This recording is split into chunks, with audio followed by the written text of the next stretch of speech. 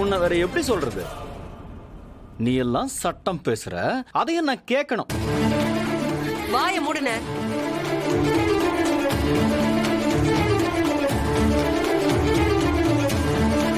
பெத்த தாயும் வளர்த்த பாட்டியும் 5க்கும் 10க்குன்னு கஷ்டப்பட்டு இருக்கும்போது அவங்களுக்குன்னு வந்த பணத்தை கூட நீங்க திருடிட்டு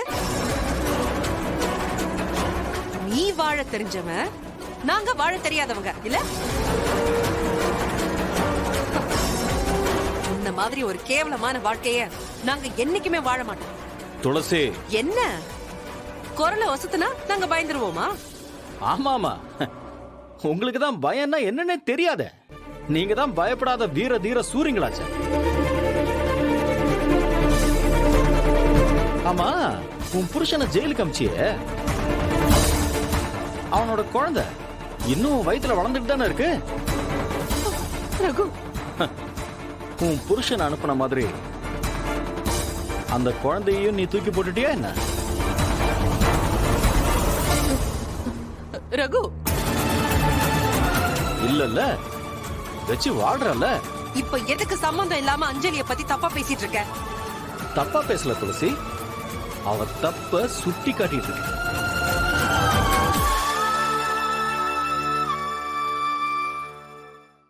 கட்டி கொடுத்தா போற இடத்துல சந்தோஷமா சத்தம் இல்லாம வாழ தெரியணும். இப்படி வீட்டுக்கு சுமையா வந்து உட்கார்ந்துகிட்டு பிறந்த வீட்டுல இருக்கக்கூடிய வரவு செலவெல்லாம் இப்படி எல்லாம் போட்டு நோண்டிட்டு இருக்க கூடாது. நீ 5க்கும் 10க்கும் அல்லாடுற நிலைமை வரும் தான். கேவலம் இப்படி 7 லட்சத்துக்கு போய் இவ்வளவு கேள்வி கேட்டுட்டு இருக்க. இப்போ ஒண்ணும் கெட்டு போகல. அந்த மகேஷ் கிட்ட நானும் பேசுறேன். கொடுத்த கேஸ வாபஸ் வாங்கிட்டு அவர் கூட போய் வாழ்ற வழிய பாரு போ. சொகுசான வாழ்க்கை திரும்ப கிடைக்கிறது கஷ்டம். ரகு, என்ன என் பேர் சொல்லி கூப்பிடுற? வேணா. ஏய், முதல்ல விரல இறக்குடி, கீழே இறக்கு. அந்த விரல இறக்குடி. வேணா. உன்னை விட மூத்தவனா என்னையே கை நீட்டி பேசுறியா? உன்ன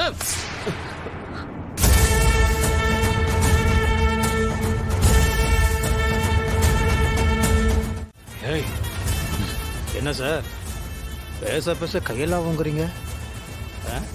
ஒரு தூசு அவங்க மேலே படணும்னா கூட அது என்னை மீறி தான் படணும். தூசுக்கே அப்படின்னா கையறத வச்சாங்க, நான் வச்ச கைய பிச்சு எடுத்துருவேன். நீங்க என்னங்க பண்றீங்க? என்ன சார் பிரச்சனை உங்களுக்கு? இல்லை தெரியாம தான் கேட்குறேன், என்ன பிரச்சனை உங்களுக்கு? இல்லை ஃபேமிலி மேட்டர் நீங்களாம் பேசிட்டு இருக்கீங்க, நம்ம தலையிடக்கூடாதுன்றத ஓரமாக நான் கை கட்டிட்டு இருக்கேன். ஆனால் நீங்கள் ஓவராக பேசுறீங்களே. அண்ணன் தங்கச்சிக்குள்ள 1000 இருக்கும், அதிலலாம் நான் தலையிட மாட்டேன். ஆனால் ஏன் முன்னாடியே என் மேடம் மேலேயே என்னோட பொண்டாட்டி மேலேயே நீங்கள் கையை வச்சிங்கன்னா பார்த்துட்டு நான் சும்மா இருப்பேனா? சார் என்கிட்ட ஒரு கெட்ட பழக்கம் சார். கோவம் வந்துச்சுன்னு வச்சுக்கோங்களேன், என்ன பண்ணுறேன்னு எனக்கே தெரியாது. டப்பு டப்புன்னு கையை வச்சுட்டு வச்சுக்கோங்களேன், உங்களுக்கு எல்லாருக்கும் முன்னாடி அசிங்கமாக இருக்கும். நல்லா ரோஸ் மில்க் கலரை சட்டெல்லாம் போட்டுருக்கிறீங்க, கிழிஞ்சிடும்.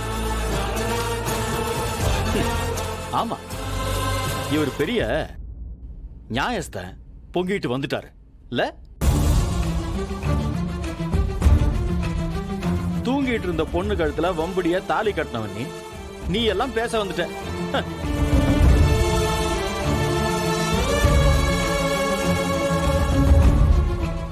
ஓவரா பேசுனீங்கன்னா நான் விட்டுருங்க.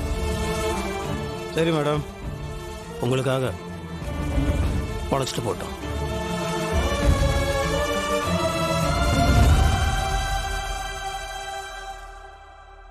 ப்ரோ கொஞ்சம் அடக்கி வாசி, அவன் கை கொஞ்சம் நீளம். டேய், என்னடா உன் மச்சான சொன்னா பதட்டம் ஆயிடுவியா? நான் பேசுறதுனால உங்க உறவு ஒண்ணும் கெட்டு போயிடாது.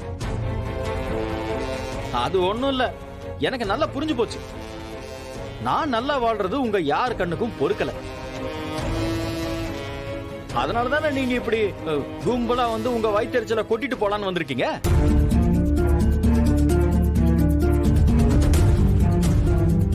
கொட்டுங்க கொட்டுங்க, எதுவுமே என்ன பாதிக்காது.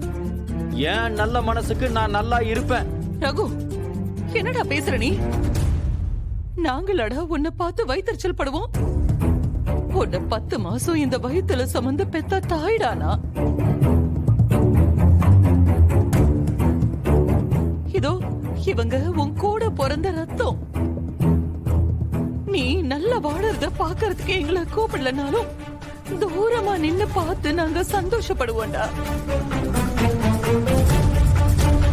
எங்களை பார்த்து எப்படிடா உனக்கு இப்படி எல்லாம் பேச மனசு வருது?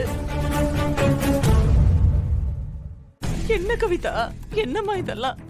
பந்தியில உட்காந்து சாப்பிட்டு மனசார எங்களை வாழ்த்திட்டு பொங்கத்து.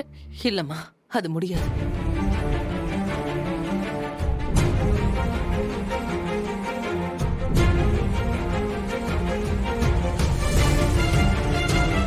அப்ப உங்க பிள்ளைக்காக என்னையும் ஒதுக்கி வைக்கிறீங்கல்ல? என்ன ஆசீர்வாதம் பண்ண மாட்டீங்களா அத்தை? என்ன கவிதா, நாங்க உன்னை ஒதுக்கி வைக்கலம்மா. நாங்க விலகி போறோம், அவ்வளவுதான். நீங்க எல்லாரும் நல்லா இருக்கணும். என்னோட ஆசீர்வாதம் உங்களுக்கு எப்பவுமே இருக்கும். ஒருவேளை உங்களோட எதிர்காலத்தை நினைச்சுதான் அவன் அவ்வளவு பெரிய தப்பு பண்ணானோன்னு நான் நினைச்சு எதுவும் பேசாம வந்துட்டேன். நீங்க நல்லா இருக்கணுமா, எனக்கு அது போதும். துளசி, நீயாச்சும் ஒரு வார்த்தை சொல்லலாம்ல? வெற்றி, நீங்களாச்சும் சொல்லுங்களேன். இல்லைங்க, என்னதான் சொந்தமாக இருந்தாலும் தன்மானம் ஒன்று இருக்கு இல்லையா?